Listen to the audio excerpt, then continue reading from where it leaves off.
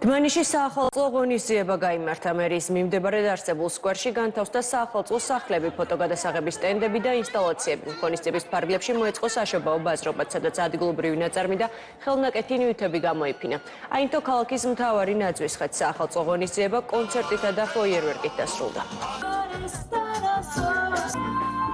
დმანისის მუნიციპალიტეტი შეუერთდა ამ ღონისძიებას. მთელი დღის განმავლობაში ჩვენი პატარებისათვის იყო სხვადასხვა სახის გასართობი ღონისძიებები.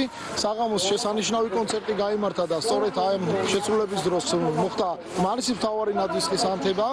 მინდა ყველას მიულოცო დამდეგი შობა ახალი წელი, ჩვენს ქვეყანას მშვიდობა და კეთილდღეობა უსურვო. მიხარია რომ დღეს აქ ჩემს უსაყვარლეს უზრფასეს მეგობრებთან და კოლეგებთან ერთად ვარ დმანისში.